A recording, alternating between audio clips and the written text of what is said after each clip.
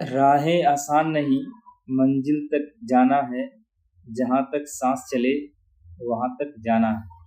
Hello दोस्त, मेरा नाम है अजीत। स्वागत है आपका यूथफुल मंत्रा। तो हमने पिछले वीडियो में ये बताया था कि सर्टिफिकेट और रिजल्ट और प्रोविजनल स्कोर कार्ड हमने कैसे पाया, और हमने ये भी बताया था कि आने वाले वीडियो में मैं अपना नोट्स एंड स्टडी मटेरियल जो है वो आप लोग के साथ यूट्यूब पर शेयर करेंगे। और जो आज हम लेके आए हैं, टोटल 250 क्वेश्चन का पीडीएफ है, जिसमें से हम 40 क्वेश्चन आज डिस्कस करेंगे आप लोग के साथ में।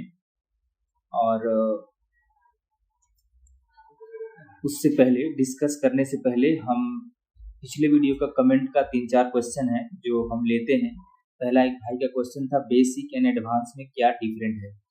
तो बेसिक एंड एडवांस में डिफरेंट यही है, बेसिक जो है वो withdrawal, cash in cash out और एईपीएस डीएमटी वगैरह ही कर सकते हैं, और एक्स्ट्रा कुछ नहीं कर सकते। लेकिन जो एडवांस सर्टिफिकेट लेके रखते हैं वो cash in cash out, withdrawal, AEPS, DMT, cash deposit, all facility दे सकते हैं बैंकिंग का।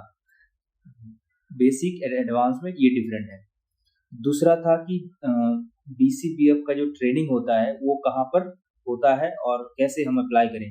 तो आईआईबीएफ के साइट पर जाके आप अप्लाई कर सकते हैं। बेसिक 28 दिन का होता है और 28 डेज का होता है, और एडवांस 42 डेज का होता है।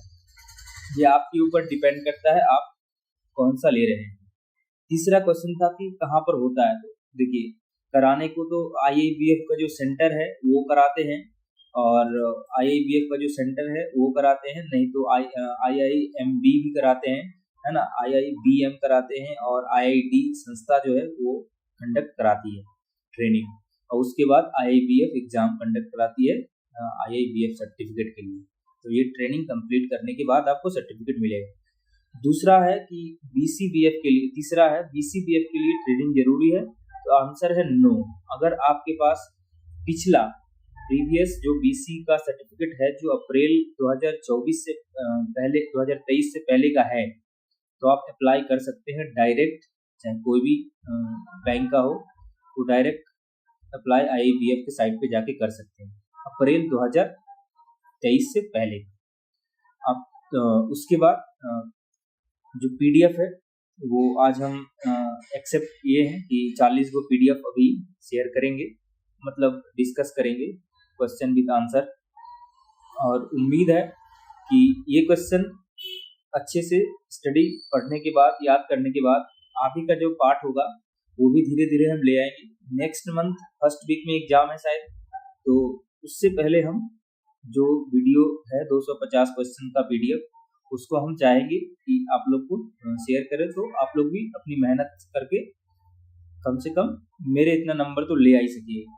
ठीक है, तो चलिए, मेरे वीडियो अगर आप अभी देख रहे हैं तो इससे पहले वाली वीडियो भी, पीछे वाले वीडियो भी देख लीजिए, उसके बाद इस वीडियो पर आइए।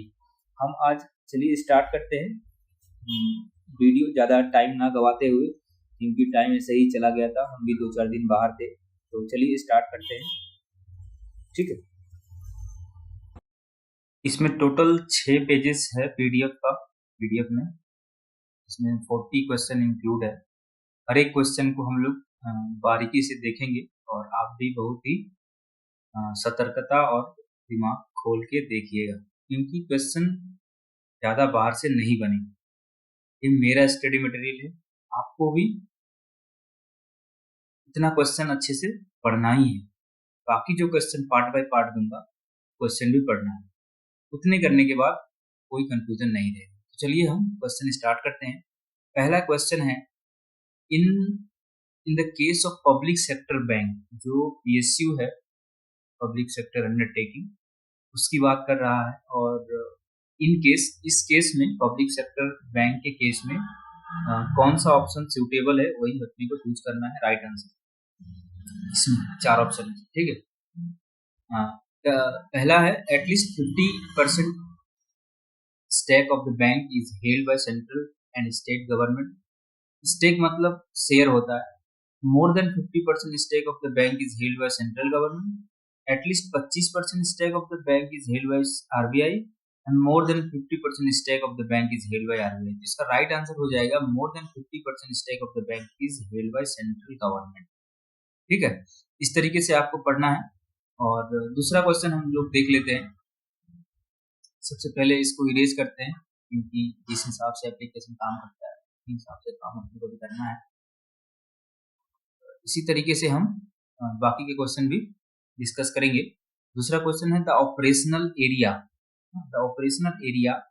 Of A local area bank में भी, मतलब लोकल एरिया बैंक में भी का ऑपरेशनल एरिया जो दायरा होता है वो कहाँ तक होता है भाई। तो हम लोग दूसरा क्वेश्चन देख रहे थे, the operational area of A local area bank में भी select the most appropriate option. ठीक है, तो इस चारों ऑप्शन में से राइट ऑप्शन को अपने को चूज करना है, और जिसमें maximum any 3 district of the concern state, the whole state in which it has its headquarters, the districts approved by concerned state government, maximum of 3 geographical contiguous district। तो इसका right answer होगा जो ये है मैक्सिमम ऑफ 3 जियोग्राफिकल कंटिग्यूअस डिस्ट्रिक्ट। ठीक है, the operational area of local area bank जो दायरा होता है ये मोर देन 3 डिस्ट्रिक्ट होता है, जियोग्राफिकल कंटिग्यूअस 3 डिस्ट्रिक्ट। अब अगला क्वेश्चन देख लेते हैं। अगला क्वेश्चन है कि the regional rural bank are owned by, the regional rural bank जो होता है ग्रामीण टाइप का जो बैंक होता है उस बैंक की बात कर रहा है, जो किसके द्वारा चलाया जाता है।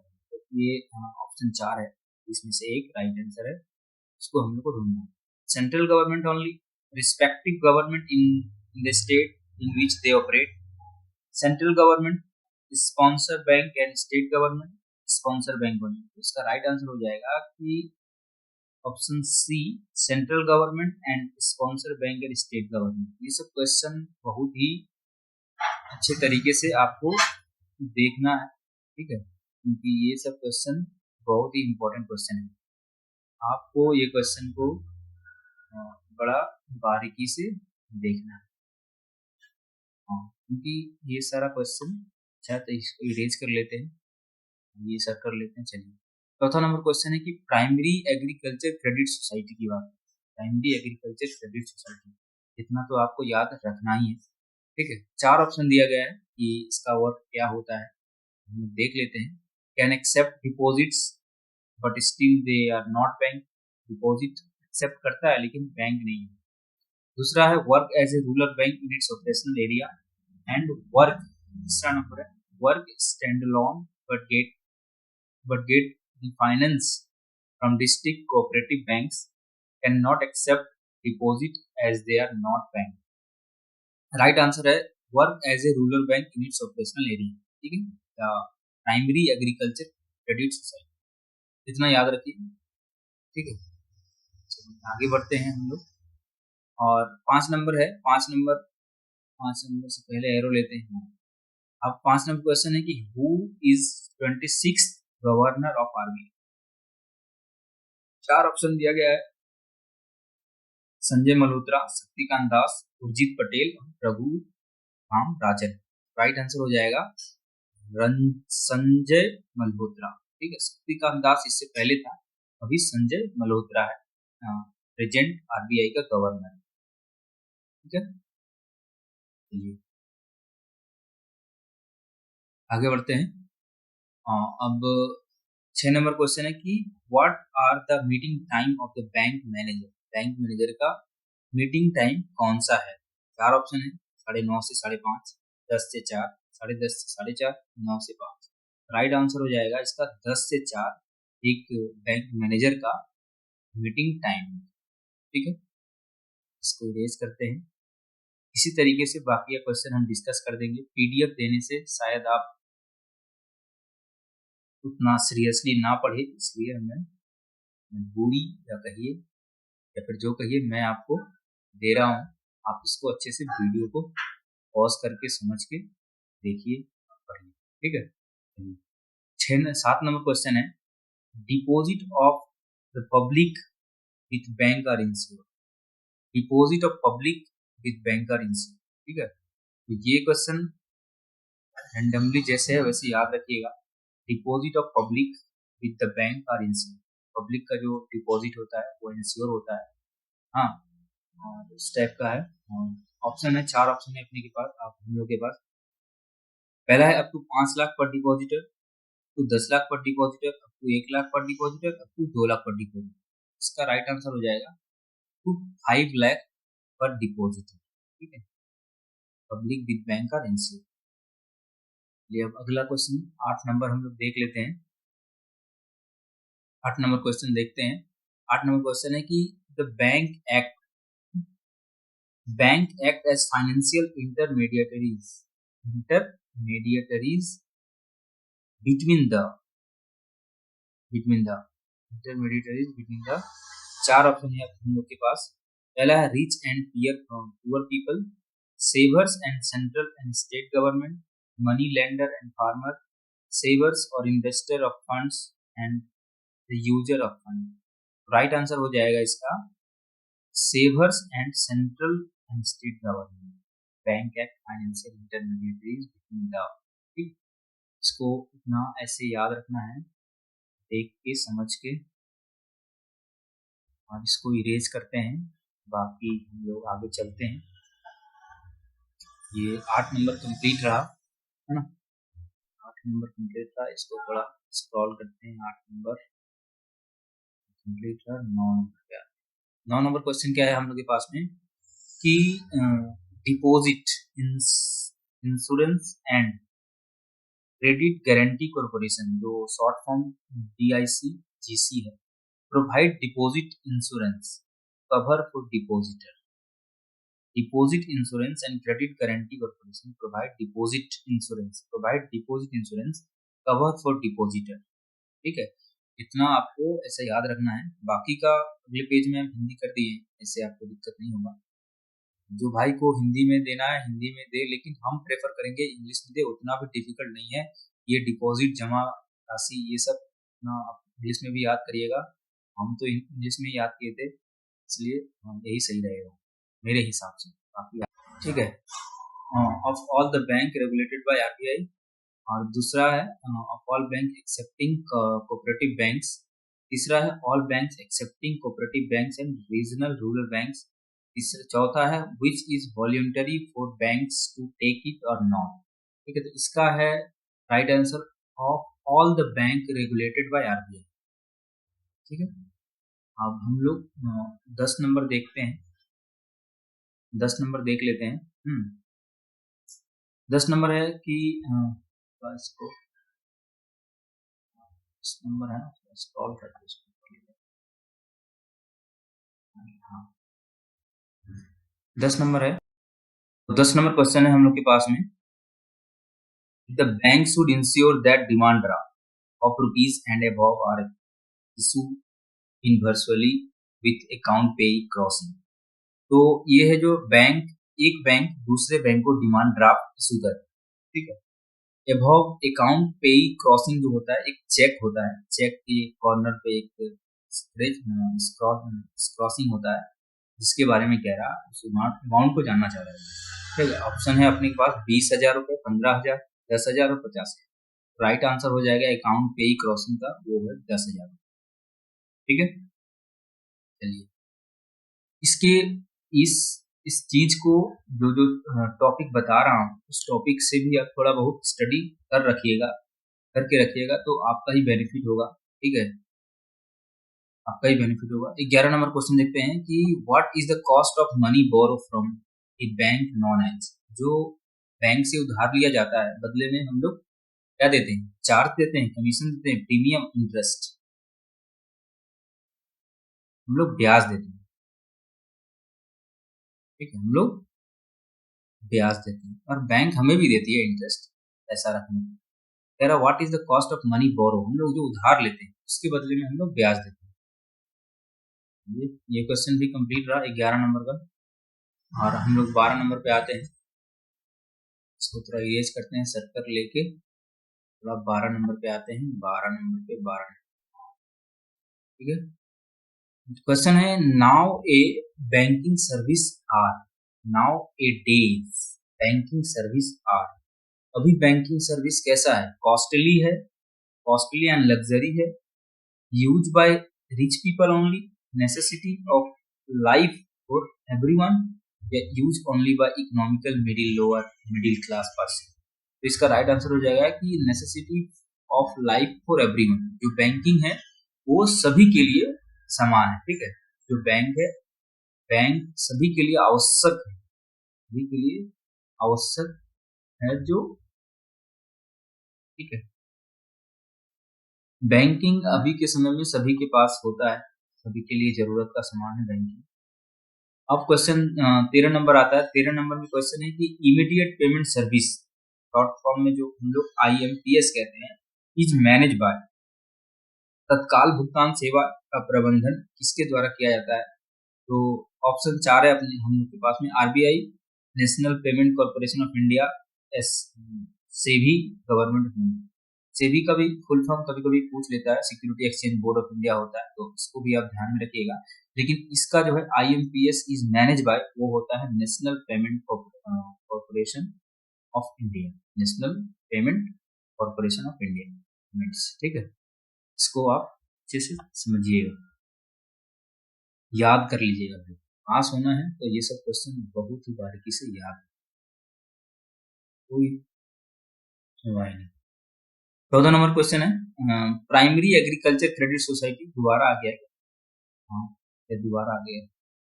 फिर work as a rural bank in its operational area है ये प्राइमरी एग्रीकल्चर क्रेडिट सोसाइटी। ये सब इंपॉर्टेंट क्वेश्चन है जिसको आपको याद रखना है, बाय हुक या बाय क्रूक। और बाकी जो क्वेश्चन है धीरे धीरे मैं दे दूंगा, आप लोग को उसको भी अच्छे से पढ़ना है। चलिए 15 नंबर क्वेश्चन देख लेते हैं। 15 नंबर क्वेश्चन है कि if A and B joint account holder wish to nominee X and Y in their deposit account, तो राइट आंसर क्या होगा, it can be accept, only one can be appointed as nominee, both X and Y, ठीक है।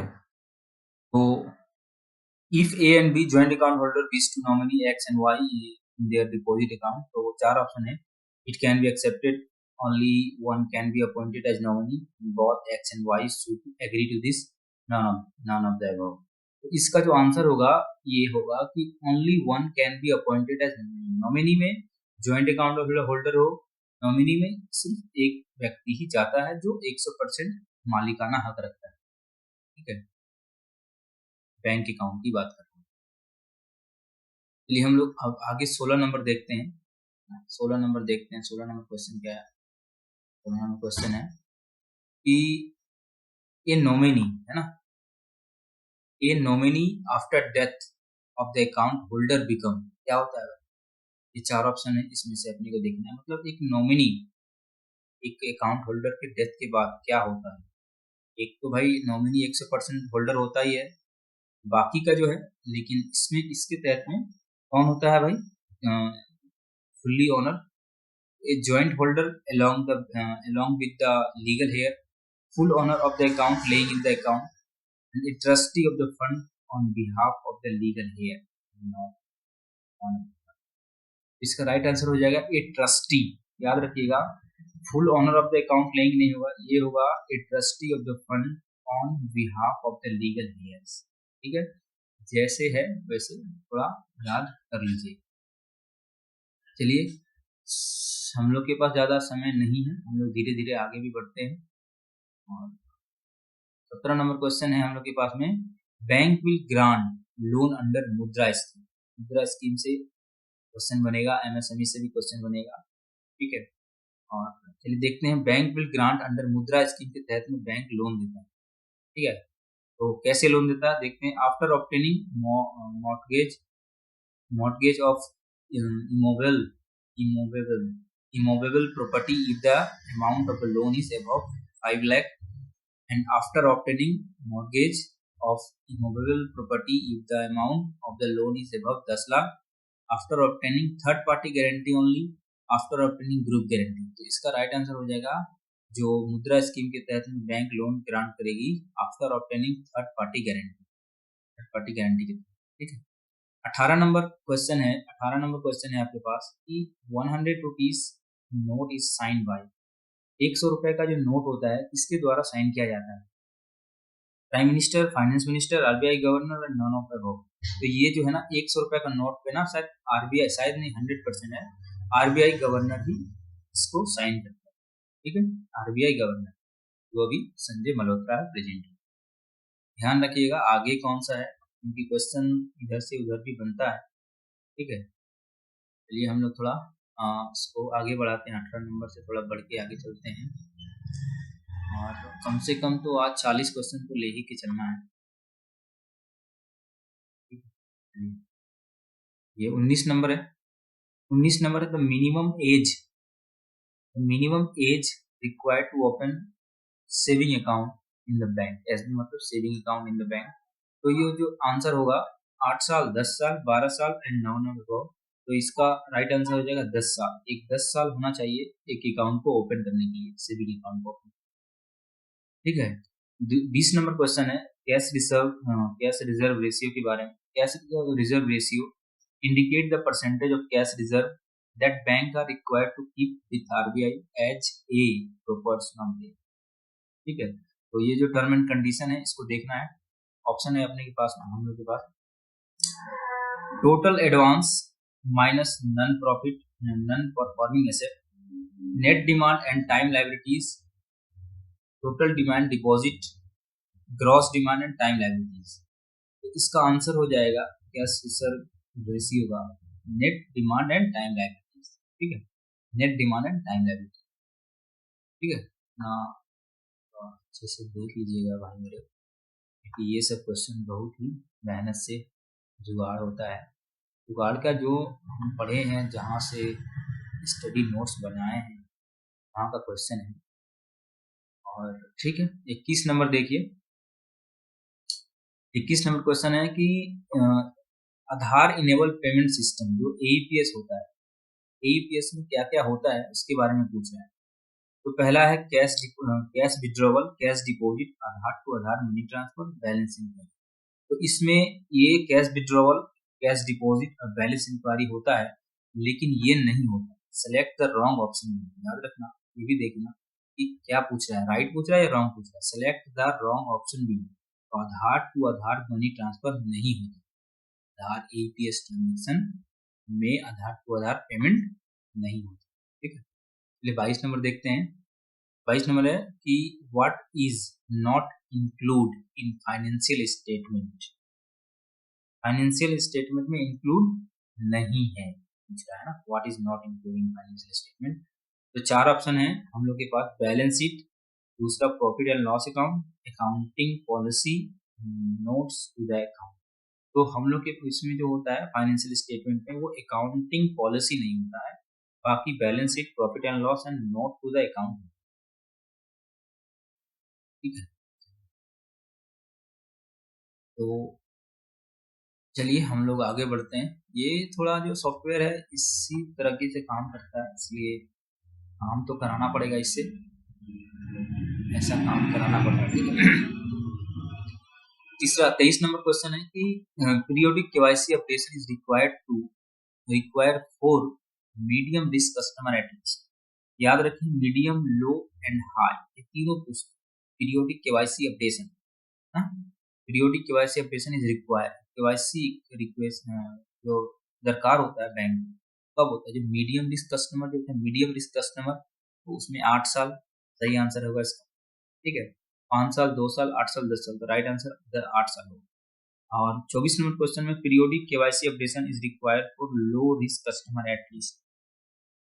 जब low risk की बात करता है तो ये 10 ईयर की बात है, जब मीडियम रिस्क की बात करें तो 8 साल, लो रिस्क की बात करें तो 10 साल, ठीक है। और जब मीडियम लो हो गया, हाई रिस्क की जब बात आए तो उसमें 2 साल हो गया, इसको भी थोड़ा देख लीजिए। ये हम इसको इरेज करते हैं। 24 नंबर को अब हम लोग आगे बढ़ते हैं। 25 नंबर क्वेश्चन देख लेते हैं। 25 नंबर क्वेश्चन है हम लोग के पास में, the actual concept of accounting denotes that, मतलब लेखांकन की उपार्जन अवधारणा यह दर्शाती है कि क्या दर्शाती है। 4 ऑप्शन है। लेखांकन की अवधारणा उपार्जन अवधारणा क्या दर्शाती है, तो 4 ऑप्शन है, उसमें से एक राइट है जो हम लोग को देखना। Income and expenses are recorded as when they become dues. मैं पढ़ रहा हूँ इसलिए कि आपको याद हो जाए, पर देखने से ज्यादा याद होता है, ठीक है। देखने और सुनने से, लिखने से भी याद होता है, लेकिन कंपेयर देन देखने और सुनने से ज्यादा याद होता है। Income is recorded as per accrual value, whereas expense is shown as per actual payment. The unrecoverable charge on advance should not be written off because they were taken into income in the previous balance sheet as and when occurred. 4 number है, income is recorded as per actual receive whereas expenses is so as per accrual date. तो right answer हो जाएगा इसका, the unrecoverable charge of advance should not be written off because they were taken into income in the previous balance sheet as and when. तो इसको अच्छे से समझ लीजिए, हूबहू क्वेश्चन मिल सकता है, ठीक है। बाकी हम लोग आगे बढ़ते हैं। हाँ, आगे बढ़ते हैं। 26 नंबर क्वेश्चन है हम लोग के पास में कि credit score typically range between. Credit score होता है टाइपिकली रेंज कितना कितना होता है, 100 से 700 होता है, 400 से 900, 300 से 800 और 300 से 900। इसका राइट आंसर है 300 से 900 होता है। सिविल स्कोर जो होता है वो 300 से 9 के बीच में होना चाहिए और नहीं होना चाहिए, ठीक है। 27 नंबर क्वेश्चन है फुल फॉर्म ऑफ IFSC। चलिए हम लोग आगे देख लेते हैं, इसको थोड़ा स्क्रॉल करते हैं। 27 नंबर के पास में थे हम लोग। 27 नंबर क्वेश्चन था फुल फॉर्म ऑफ IFSC, ये भी कभी पूछता है, ठीक है। तो ऑप्शन है इंडिया फाइनेंशियल सिस्टम कोड, दूसरा है इंडियन फाइनेंशियल सिस्टम कोड, तीसरा है इंडियन फाइनेंशियल सिक्योर कोड, चौथा है नन ऑफ द। तो राइट आंसर इसका हो जाएगा इंडियन फाइनेंशियल सिस्टम। इसको आप थोड़ा अच्छे से देखिएगा क्योंकि बैंकिंग का फुल फॉर्म भी आएगा, IMPS हो, IFSC हो, NEFT हो, RTGS हो, ये सब आएगा, ठीक है। आगे हम लोग देखते हैं और 28 नंबर को देखते हैं। 28 नंबर क्या है, फुल फॉर्म ऑफ IMPS। देखिए ये सब क्वेश्चन आएगा ही आएगा। और IMPS का फुल फॉर्म होता है immediate payment service, Indian payment service, instant payment system, नाना प्रभु। राइट आंसर हो जाएगा immediate payment service, immediate payment service. 28 number हो गया, इसको तो इरेज करना है, ये क्या हो रहा है, इरेज करना है, इरेज करना है, इरेज करना है। और 28 नंबर हो गया है।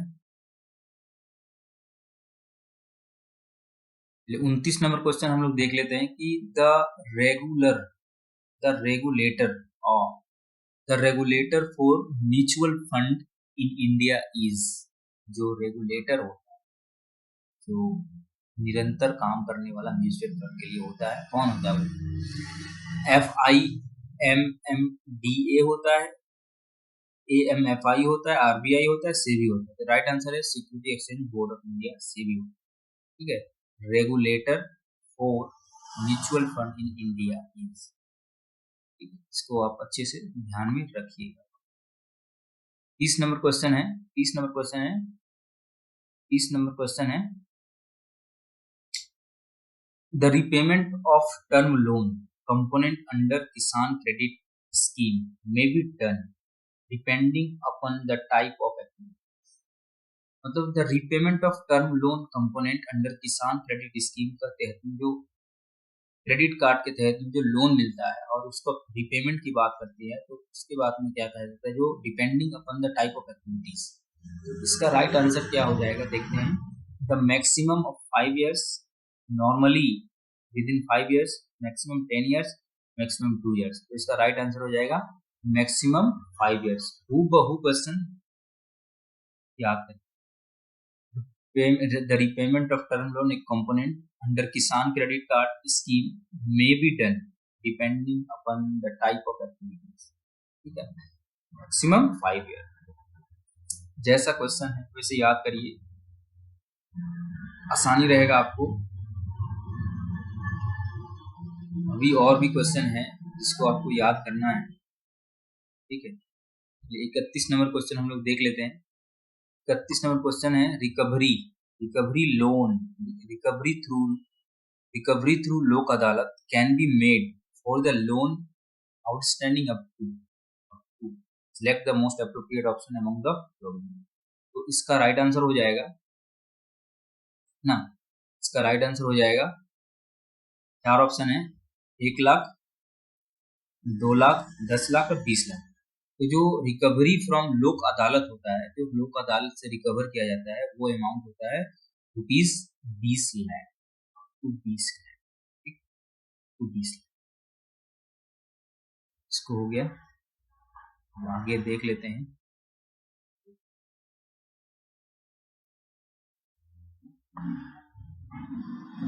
चलिए 32 नंबर देखते हैं। 32 है, उससे पहले थोड़ा इसको कर्सर को ऊपर ले जाते हैं।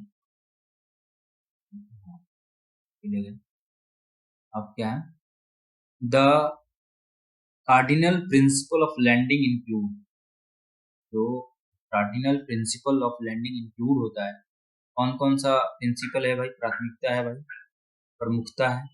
तो safety of fund, liquidity, diversification of risk and security. तो 4 ऑप्शन है, 1 2, 1 2 3, 2 3 और नन ऑफ दिस। इसका राइट आंसर हो जाएगा safety of funds and liquidity. जो cardinal principle of lending included है, उसमें होता है safety of fund and liquidity. ठीक, ये diversification of risk and security नहीं होगी। चलिए हम लोग आगे बढ़ते हैं 32 नंबर पे। 32 नंबर तो हो गया है, 33 नंबर पे बढ़ते हैं। 33 नंबर पे बढ़ते हैं, ये 33 नंबर है। 33 नंबर है, 33 नंबर क्वेश्चन है हम लोग के पास में। इफ द प्रिंसिपल और interest payment is not over due between 61 to 90 days, it should be categorized as, if principal ना और interest payment is not over due, अगर जो मूलधन और जो ब्याज है 61 से 90 दिन से ज्यादा ड्यू ना हो, उसको कौन सा कैटेगरी में रखेंगे, उसको कौन सा कैटेगरी में रखेंगे भाई, SMA 0 में, SMA 1 में, SMA 2 में, या किसी में भी नहीं। तो हम इसको रखेंगे SMA 2 में। SMA 1 में क्या आता है ये भी देखेंगे, क्वेश्चन बनेगा ना, इससे रिलेटेड टॉपिक पढ़ के जाइएगा, वो गारंटी है कि आप बहुत अच्छा करके आइए, लेकिन पढ़ना जरूरी है। 34 नंबर क्वेश्चन है, in accounting term A journal means, journal का मतलब क्या होता है, ठीक है। 4 ऑप्शन है, जिसमें से ए मंथली स्टेटमेंट होता है, a book of final entry, या फिर a daily record of all business transaction, या फिर ए रिकॉन्सिलेशन स्टेटमेंट। तो इसका राइट आंसर हो जाएगा कि a daily record of all business transaction. जो जर्नल होता है ये daily record of all business transaction, ठीक है। 4 हो गया, इसको इरेज करते हैं,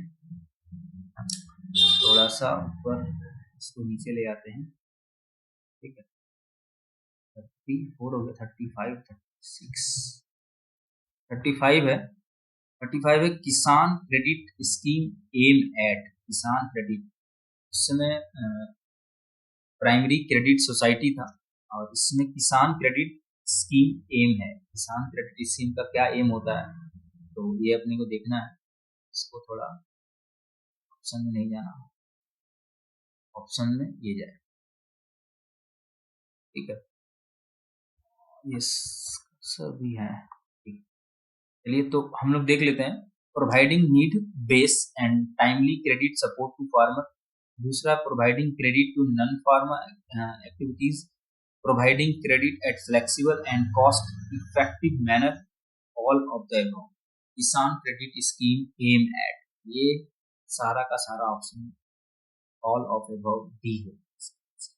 providing need based and timely credit भी देती है, और credit to non farm activities के लिए भी provide flexible credit at flexible and cost effective manner, ये भी होता है, ठीक है। ये 35 नंबर था। अब 36 नंबर देख लेते हैं। 36 नंबर है एंड हु इज, 36 नंबर देख लेते हैं। Who is eligible under MSME. MSME से क्वेश्चन बनेगा भाई, माइक्रो स्मॉल मीडियम इंटरप्राइज से क्वेश्चन बनेगा। ये नेक्स्ट वीडियो में हम इसको कवर करेंगे, लेकिन क्वेश्चन बनेगा, ठीक है। ऑप्शन हम लोग के पास 4 ऑप्शन है। Base on salary, base on investment and annual turnover, base on classification and base on loan. तो इसका जो राइट आंसर हो जाएगा, ये base on investment and annual turnover के आधार पर एमएसएमई में लोन दिया जाता है, ठीक है। ये शायद पीडीएफ में 36 क्वेश्चन है। आगे का क्वेश्चन जो है हम लोग दूसरे पार्ट में क्वेश्चन को कवर करेंगे, ठीक है।